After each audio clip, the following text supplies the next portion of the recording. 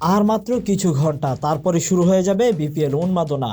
ভক্তরা উচ্ছ্বসিত, মাঠে বসেই নিজ নিজ দলকে সমর্থন দেবেন।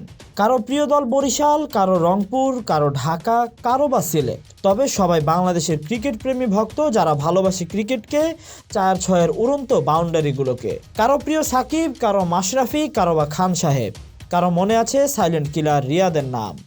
গত আসরের সেরা মুকুটটা মাথায় দিয়েছিল বরিশাল। এবার কি বরিশালের মুকুট বরিশালের মাথায় থাকবে? এ নিয়ে ভক্তরা জানিয়েছেন বরিশাল তাদের ট্রফি এবারও নিজেদের করেই রাখবে। ইনশাল্লাহ তারা চ্যাম্পিয়ন হওয়ার ধারাবাহিকতা বজায় রাখবে। ইনশাল্লাহ ভালো দল তো হয়েছে।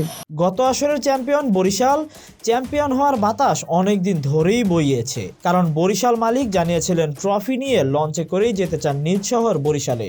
বরিশালের মানুষও মুখিয়েছিল, তবে বরিশালবাসীর সেই আশা পূরণ করতে পারেনি বরিশালের টিম ম্যানেজমেন্ট। তবে ভক্তদের কাছে এ নিয়ে প্রতিক্রিয়া জানতে চাইলে তারা জানান তারা হতাশ নয়। এবারও চ্যাম্পিয়ন হয়ে বাসে করে নয়, ট্রফি ঘরে তুলতে চায় লঞ্চে করেই। অবশ্যই লঞ্চে যাব, কেন বাসে যাব? আমরা নদীর সাইডের লোক, আমরা কেন লঞ্চে যাব? আমরা কেন বাসে যাব না? অবশ্যই লঞ্চে যাব।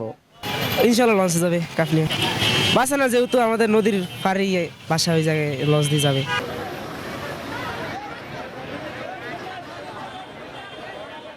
Tahsin Ahmed, BD archive.